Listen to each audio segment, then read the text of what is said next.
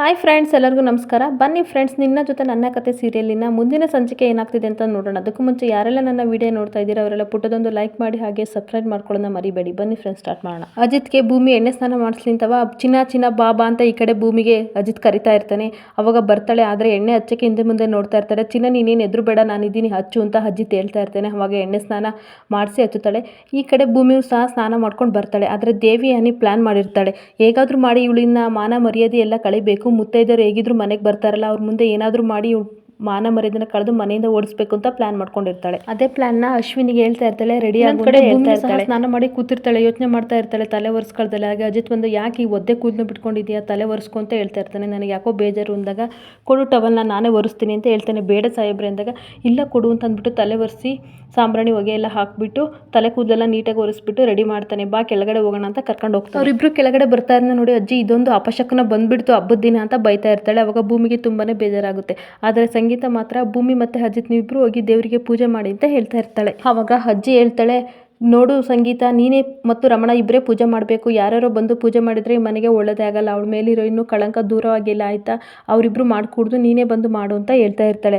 ಅವಾಗ ಭೂಮಿನೂ ಸಹ, ಅತ್ತೆ ನೀವೇ ಹೋಗಿ ಪೂಜೆ ಮಾಡಿ ಅಂತ ಹೇಳ್ತಾ ಇರ್ತಾಳೆ. ಅವಾಗ ಸಂಗೀತ ಮತ್ತು ರಮಣ ಇಬ್ಬರು ಪೂಜೆ ಮಾಡಿ ಎಲ್ಲರಿಗೂ ಸಹ ಆರತಿ ಕೊಡ್ತಾರೆ.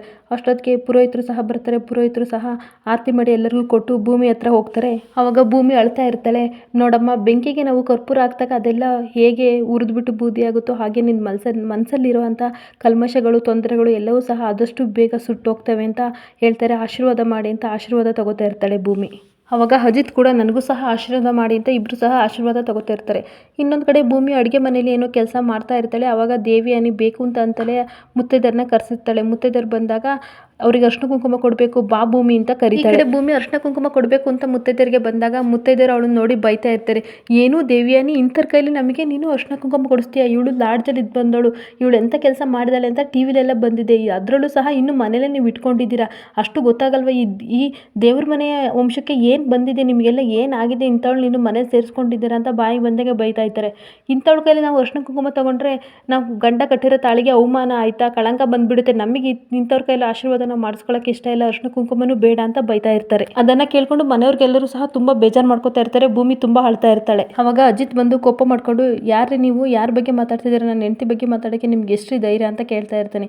ಇನ್ನೇನಪ್ಪ, ನಿನ್ನ ಹೆಂಡತಿ ಮಾಡಿರೋ ಗಂಧದಾರಿ ಕೆಲಸ ಗೊತ್ತಿಲ್ವಾ, ಇಡೀ ಊರರೆಲ್ಲರೂ ಸಹ ನಿನ್ನ ಹೆಂಡತಿ ಬಗ್ಗೆ ಮಾತಾಡ್ತಾ ಇದ್ದಾರೆ, ಅದನ್ನೇ ನಾವು ಹೇಳ್ತಾ ಇರೋದು, ಏನು ವಹಿಸ್ಕೊಂಡು ಬರ್ತೀಯಾ ಅಂತ ಜನರುಗಳೆಲ್ಲರೂ ಸಹ ಅವನಿಗೆ ಬೈತಾ ಇರ್ತಾರೆ. ನೋಡಿ, ನೀವು ಬಂದಿರೋದು ಅರ್ಶಿನ ಕುಂಕುಮ ತಗೊಳಕ್ಕೆ, ಆ ಕೆಲಸ ಮಾಡ್ಕೊಂಡು ಹೋಗಿ, ಅದು ಬಿಟ್ಬಿಟ್ಟು ನೀವು ಬೇರೆಯವ್ರನ್ನೆಲ್ಲ ಸಹ ನೀವು ಈ ಥರ ಬೈಕೊಂಡು ಕುತ್ಕೋಬೇಡಿ. ನನ್ನ ಹೆಂಡತಿ ಏನು ಅಂತ ನನಗೆ ಗೊತ್ತು, ನಿಮ್ಮಿಂದ ನಾವು ತಿಳ್ಕೊಳ್ಳೋ ಅವಶ್ಯಕತೆ ನಮಗಿಲ್ಲ. ಸುಮ್ಮನೆ ಅರ್ಶಿನ ಕುಂಕುಮ ತೊಗೊಂಡೋಗಿ, ನೀವೇನು 5 ಜನ ಬಂದಿದ್ದೀರಾ ಅವ್ರು ತೊಗೊಂಡೋಗಿ, ಇಲ್ಲಾಂದರೆ ಹಾಗೆ ಹೋಗಿ, ಏನು ನನಗೇನು ವ್ಯತ್ಯಾಸ ಆಗಲ್ಲ, ನನ್ನ ಹೆಂಡ್ತಿನ ಹೇಗೆ ನಾನು ಸಮಾಧಾನ ಮಾಡ್ಕೋಬೇಕು ಅಂತ ಗೊತ್ತು ಅಂತ ಅಜಿತ್ ಹೇಳ್ತಾ ಇರ್ತಾನೆ. ನೋಡು ಭೂಮಿ, ಬಂದಿದ್ದಾರಲ್ಲ 5 ಜನ, ಇವ್ರಿಗೆಲ್ಲ ನೀನು ಕೊಟ್ಟು ಏನೂ ಆಗಬೇಕಾಗಿಲ್ಲ, ಇವ್ರ ಬದಲು ನಮ್ಮ ಅಮ್ಮನಿಗೆ ಕೊಡು, ಆಯಿತಾ? ಆ ತಾಯಿಗೆ ಕೊಟ್ಟರೆ ದೇವರು ಒಳ್ಳೇದು ಮಾಡೇ ಮಾಡ್ತಾನೆ. ಇವ್ರಿಗೆಲ್ಲ ಕೊಟ್ಟು ಅನ್ನಿಸ್ಕೊಳ್ಳೋಕ್ಕಿಂತ ನಮ್ಮ ಅಮ್ಮನ ಒಂದಕ್ಕೆ ಕೊಡು, ದೇವರು ಖಂಡಿತ ನಿನಗೆ ಒಳ್ಳೇದು ಮಾಡ್ತಾನೆ, ಬಾ, ಅವ್ರಿಗೆ ಕೊಡಬೇಡ, ನಮ್ಮ ಅಮ್ಮನಿಗೆ ಮಾತ್ರ ಕೊಡು ಅರ್ಶಿನ ಕುಂಕುಮ ಅಂತ ಕರ್ಕೊಂಡು ಹೋಗ್ತಾ ಇರ್ತಾರೆ. ಅವಾಗ ಭೂಮಿ ಅರ್ಶಿನ ಕುಂಕುಮ ಮತ್ತು ಬಾಗ್ನ ಎಲ್ಲನೂ ಸಹ ಸಂಗೀತಕ್ಕೆ ಕೊಡ್ತಾ ಇರ್ತಾಳೆ. ಅಳ್ತಾ ಇರ್ತಾಳೆ. ಯಾಕೆ ಮಗಳೇ ಅಳ್ತಾ ಇದೆಯಾ ಅಂತ ಕೇಳಿದಾಗ, ಸಾರಿ, ನನ್ನನ್ನು ಕ್ಷಮಿಸ್ಬಿಡಿ ಅತ್ತೆ, ನನ್ನಿಂದಲೇ ಈ ಥರ ಎಲ್ಲ ಆಗಿದ್ದು ಅಂತ ಹೇಳ್ತಾ ಇರ್ತಾಳೆ.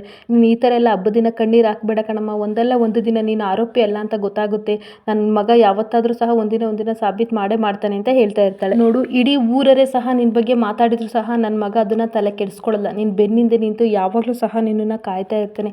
ಅಂದಮೇಲೆ ನೀನು ಯಾಕಮ್ಮ ಬೇಜಾರು ಮಾಡ್ಕೋತೀಯಾ? ನಿನ್ನ ಮೇಲಿನ ಆರೋಪ, ನಿನ್ನ ಕಳಂಕ ಎಲ್ಲರೂ ಸಹ ಆದಷ್ಟು ಬೇಗ ದೂರ ಆಗುತ್ತೆ. ಒಂದಲ್ಲ ಒಂದು ದಿನ ಈ ಜನರು ಸಹ ನಿನ್ನ ಬಗ್ಗೆ ಒಳ್ಳೇದು ಮಾತಾಡ್ತಾರೆ, ನೀನು ಅದಕ್ಕೆಲ್ಲ ನೀನು ತಲೆ ಕೆಡಿಸ್ಕೋಬೇಡ ಅಂತ ತಪ್ಪಿಕೊಂಡು ಕಣ್ಣೀರು ಹಾಕ್ತಾ ಇರ್ತಾಳೆ. ಆದರೆ ದೇವಿ ಮತ್ತು ಅಶ್ವಿನಿ ಇಬ್ಬರು ಸಹ ನಾವು ಮಾಡಿರೋ ಪ್ಲಾನ್ ವರ್ಕೌಟ್ ಆಗಲಿಲ್ವಲ್ಲ ಅಂತವ ಸಿಟ್ಟು ಮಾಡಿಕೊಂಡು ಗುರಾಯಿಸ್ಕೊಂಡು ನೋಡ್ತಾ ಇರ್ತಾರೆ. ಇಲ್ಲಿಗೆ ಈ ವಿಡಿಯೋ ಮುಕ್ತಾಯವಾಗುತ್ತದೆ. ಈ ವಿಡಿಯೋ ಇಷ್ಟ ಆದರೆ ಪುಟ್ಟದೊಂದು ಲೈಕ್ ಮಾಡಿ ಹಾಗೆ ಸಬ್ಸ್ಕ್ರೈಬ್ ಮಾಡ್ಕೊಳ್ಳಿ ಫ್ರೆಂಡ್ಸ್. Thank you.